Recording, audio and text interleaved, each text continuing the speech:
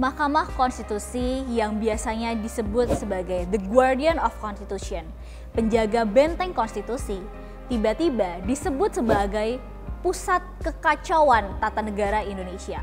Hal ini disebabkan karena sebuah putusan Mahkamah Konstitusi tentang usia capres dan cawapres.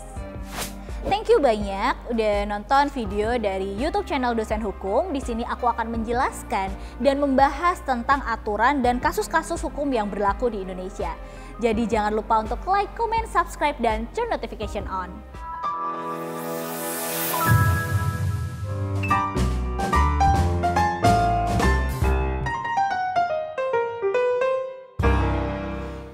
Sebelumnya, aku mau jelasin dulu tentang Mahkamah Konstitusi. Jadi, Mahkamah Konstitusi ini pertama kali dicanangkan oleh Hans Kelsen di tahun 1919. Jadi Hans Kelsen berpendapat bahwa pelaksanaan konstitusional tentang legislatif dapat dilakukan secara efektif apabila terdapat lembaga yang berwenang untuk menguji apakah sebuah peraturan atau regulasi atau undang-undang itu bertentangan atau tidak dengan konstitusi. Maka ketika lembaga tersebut menyatakan bahwa sebuah aturan dinyatakan inkonstitusional atau tidak sesuai dengan konstitusi, peraturan tersebut tidak dapat diberlakukan.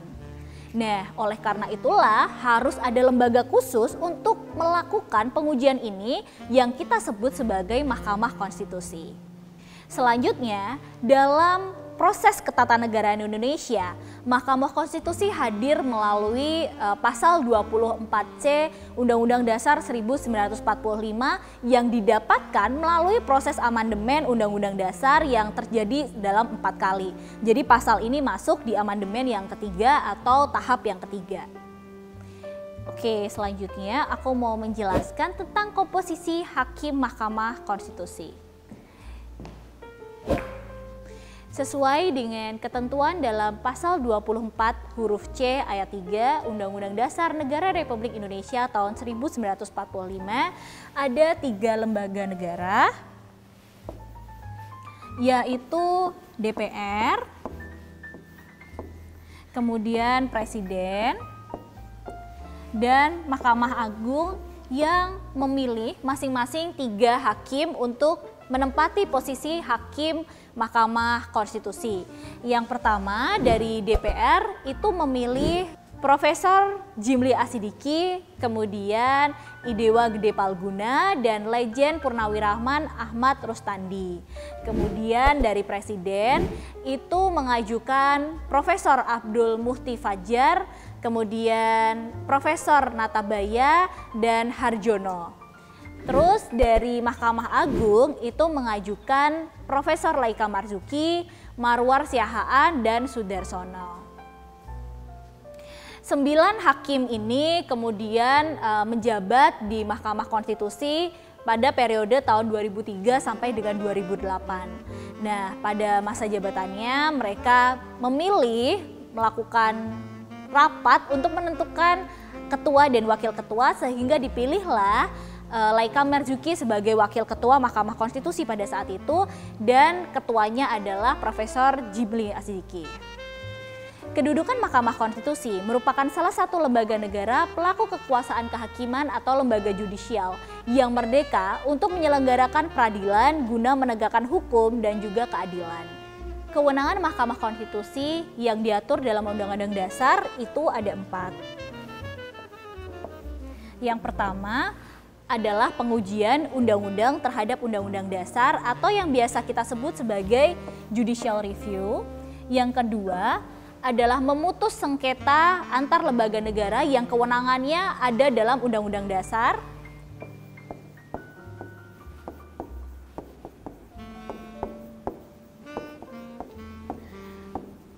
Kemudian yang ketiga adalah memutus pembubaran partai politik.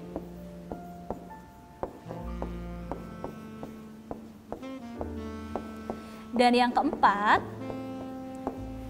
adalah memutus sengketa hasil pemilu. Nah, Keempat wewenang ini adalah kewenangan yang diatur dalam Undang-Undang Dasar untuk diberikan kepada Mahkamah Konstitusi. Jadi, siapa sih yang bisa mengajukan permohonan judicial review? Kalau menurut pasal 51 Undang-Undang Nomor 24 Tahun 2003 tentang Mahkamah Konstitusi, pihak yang merasa hak atau kewenangan konstitusionalnya dirugikan akibat diberlakukannya suatu undang-undang dapat mengajukan judicial review terhadap Undang-Undang Dasar 1945 kepada Mahkamah Konstitusi. Orang-orangnya atau lembaganya yang pertama, dia syaratnya adalah satu, adalah warga negara Indonesia termasuk kelompok yang memiliki kepentingan yang sama. Kemudian kesatuan masyarakat hukum adat sepanjang masih hidup dan sesuai dengan perkembangan masyarakat dan prinsip dari Negara Kesatuan Republik Indonesia yang diatur dalam undang-undang. Kemudian badan hukum publik ataupun private, dan yang terakhir adalah lembaga negara. Apa sih yang dimaksud sebagai hak konstitusional? Hak konstitusional adalah hak-hak yang diatur atau diwadahi dalam Undang-Undang Dasar Negara Republik Indonesia. Nah, syarat utama kenapa seseorang bisa mengajukan judicial review ini mohon diingat ya. Jadi kalian bisa melakukan penilaian apakah menurut kalian orang yang mengajukan permohonan terhadap JR dari pasal 169 Undang-Undang Pemilu ini layak untuk mengajukan judicial review ini.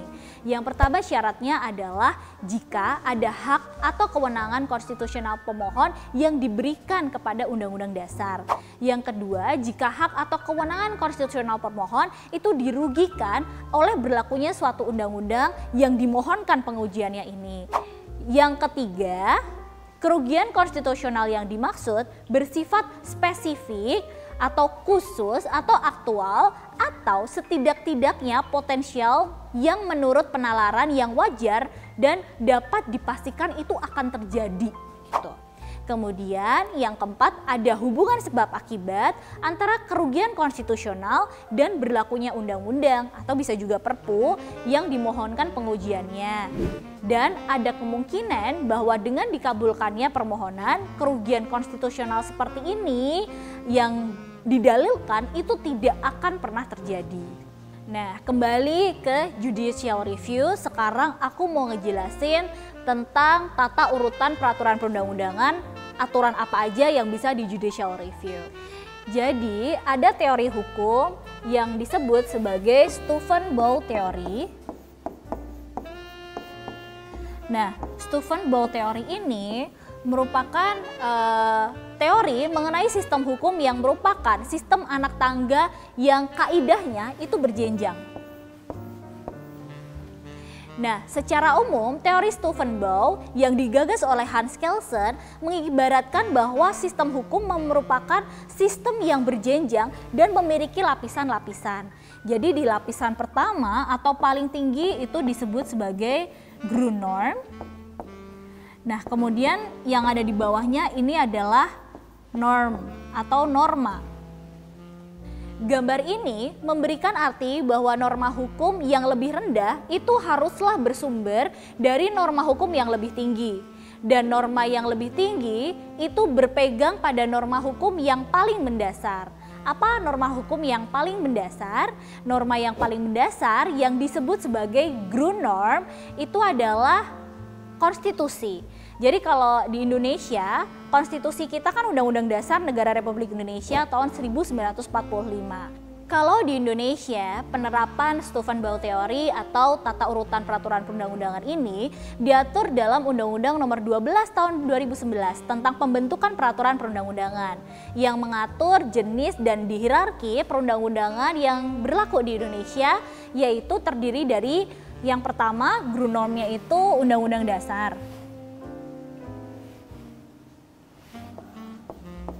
Kemudian di bawahnya ada TAP MPR.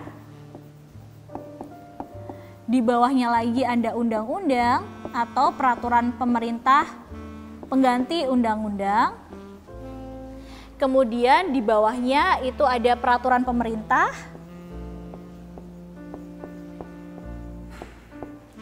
Dan selanjutnya ada peraturan presiden. Kemudian peraturan kepala daerah yang mana dijenjang lagi berupa peraturan kepala daerah tingkat provinsi dan peraturan daerah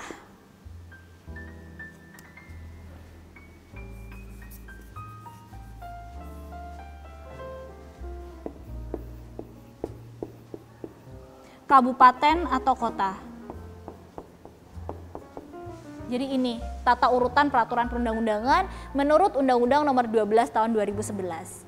Dalam konteks hierarki peraturan perundang-undangan di Indonesia, wujud Grundnorm itu adalah Undang-Undang Dasar Negara Republik Indonesia yang merupakan sumber dari segala sumber hukum yang berlaku di Indonesia. Sebab di dalamnya terdapat cita hukum yang menjadikan negara Indonesia didirikan sekaligus merupakan norma hukum yang menjadi talok ukur dari validitas bagi materi muatan peraturan perundang-undangan apabila dilakukan judicial review. Nah, judicial review ini adalah proses di mana menguji undang-undang terhadap undang-undang dasar atau TAP MPR kepada undang-undang dasar. Kalau misalnya peraturan yang di bawahnya gimana? Kan ada perpres, ada peraturan kepala daerah tingkat provinsi, kota dan kabupaten, itu diujinya di Mahkamah Agung. Jadi kalau undang-undang nguji PP ke nguji perpres, nguji PP, nguji peraturan kepala daerah itu semua ke Mahkamah Konstitusi. Ini perbedaannya. Jadi kalau kesini judicial review di MK, kalau yang ini judicial review di Mahkamah Agung. Kembali ke putusan MK ya. Diputusnya semua keriuhan tata negara ini bermula dari sebuah permohonan yang diajukan oleh seorang mahasiswa Universitas Surakarta yaitu Almat Sakibiru Rea dalam perkara nomor 90 garing PUU garing XXI tahun 2023. Dalam putusan tersebut, Mahkamah mengabulkan sebagian permohonan yang menguji Undang-Undang Nomor 7 tahun 2007 tentang pemilu yang mana specifically pasal 169 huruf Q yang mengatur tentang batas usia calon presiden dan calon wakil presiden. Aku mau jelasin terlebih dahulu kronologinya. Jadi, pada tanggal 19 September itu sebenarnya permasalahan yang sama telah diajukan oleh Partai Solidaritas Indonesia atau PSI melalui perkara nomor 29 PUU strip XXI tahun 2023. Tapi permohonan ini tuh ditolak ya. Jadi uji materialnya itu ditolak sehingga yang berlaku adalah pasal yang sebelumnya. Pada saat proses ini terjadi, yang menjalankan itu hanya 8 orang hakim konstitusi, yang mana ketua MK saat itu tidak hadir yang merupakan Anwar Usman ya. Itu alasannya adalah karena beliau takut bahwa independensi hakim menjadi tidak terpenuhi ya, unsur itu tidak terpenuhi karena ada konflik kepentingan. Kerabat ketua MK itu berpotensi untuk diusulkan dalam kontestasi pemilu tahun 2024 sebagai pasangan calon presiden dan calon wakil presiden dari salah satu partai. Ini kemudian ada perkara masuk yang baru untuk memohonkan hal yang sama yaitu dengan nomor 90 garing PUU strip XXI garing 2023. Nah, hakim yang memutus ini termasuk di dalamnya adalah Anwar Usman. Jadi 9 hakim lengkap untuk membahas perkara ini. Kemudian di hari Jumat tanggal 29 bulan 9 tahun 2023 ini tiba-tiba Mahkamah Konstitusi itu menerima pengajuan pencabutan gugatan yang dikirim oleh kuasa hukum dari pemohon yang nomor 90 ini tadi. Yang mana surat tersebut bertanggal 26 September. Ajaibnya, di tanggal 30 bulan 9 tahun 2023, kuasa hukum dari pemohon ini tiba-tiba mencabut permohonan pencabutan yang tadinya diajukan di tanggal 29. Mohon diingat ya, tanggal 30 September ini adalah hari Sabtu.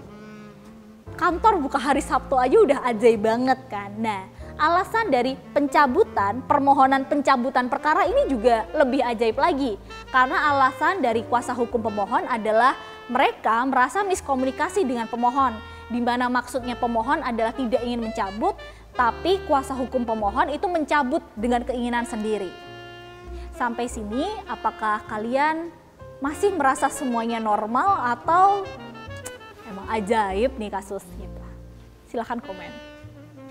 Nah, selanjutnya di tanggal 5 dan 9 Oktober ini dilakukanlah sidang atau rapat untuk perkara nomor 90 tadi.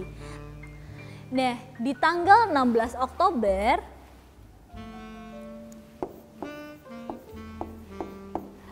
Mahkamah Konstitusi melalui ketuanya yaitu Anwar Usman membacakan putusan yang mengabulkan permohonan pemohon untuk sebagian yang menyatakan pasal 169 huruf Q Undang-Undang Pemilu yang menyatakan berusia paling rendah 40 tahun bertentangan dengan Undang-Undang Dasar Negara Republik Indonesia dan tidak memiliki kekuatan hukum mengikat. Sehingga akibat putusan tersebut, orang yang berusia 40 tahun bisa menjadi capres dan cawapres atau selama yang bersangkutan telah memiliki pengalaman sebagai kepala daerah atau jabatan lain yang dipilih melalui pemilu. Aku mau jelasin ya, jadi kepala daerah itu ada dua. Yang pertama adalah kepala daerah tingkat provinsi, yaitu gubernur, atau kepala daerah tingkat kabupaten atau kota,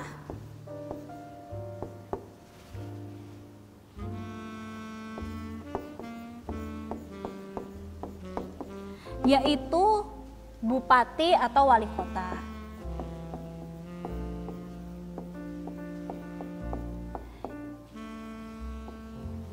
Jadi ada dua tahapan ya. Yang pertama adalah di tingkat kabupaten kota dan yang kedua adalah di tingkat provinsi.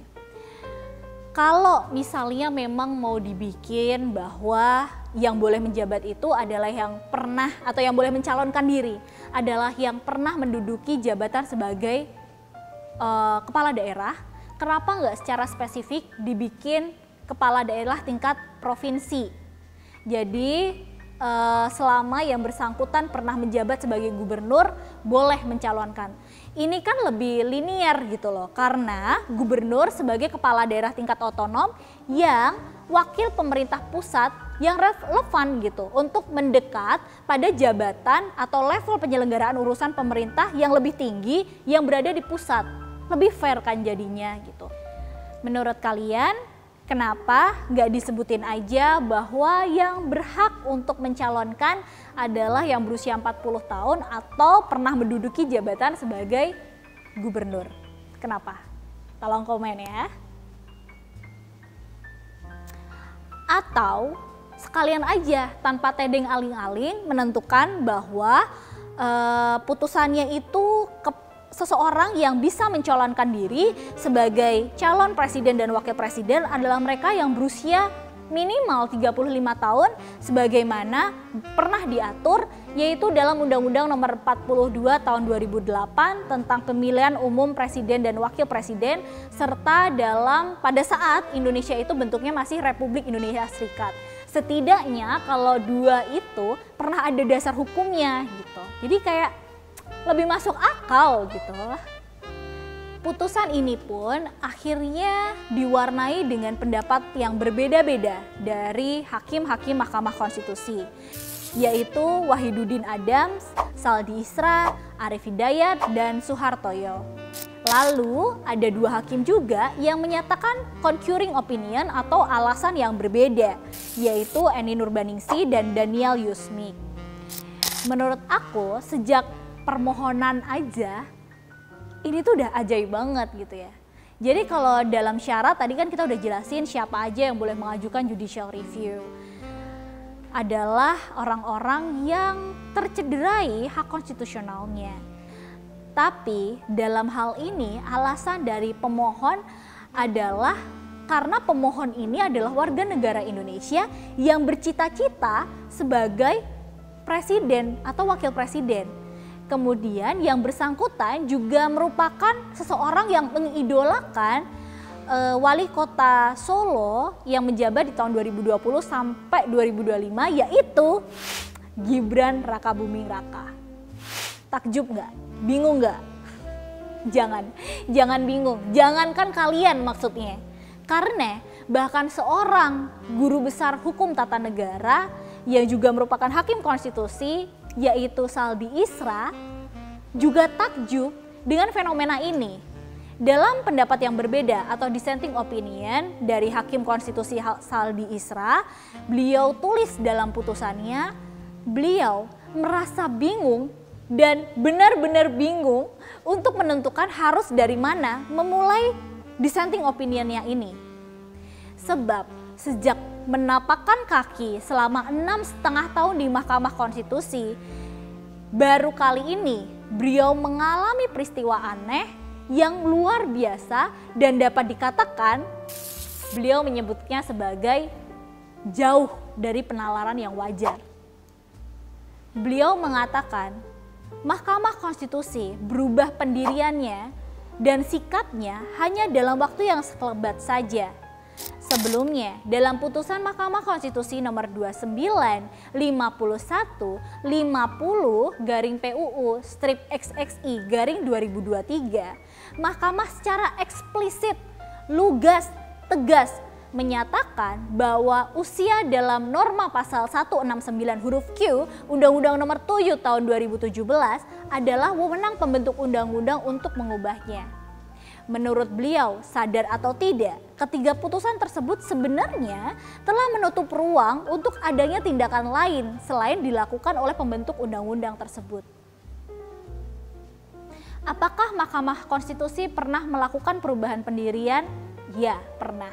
Hal ini terjadi ketika Mahkamah Konstitusi memutus yang mana sebelumnya Aceh itu bisa kepala daerahnya berdasarkan ditentukan oleh pengajuan dari parpol, kemudian ditambahkan dari calon independen. Nah, karena merasa bahwa harus ada keadilan bagi seluruh rakyat Indonesia, harus ada keadilan bagi seluruh daerah, maka diputuskanlah seluruh daerah berhak untuk kepala daerahnya mengajukan diri baik dari parpol dan juga independen.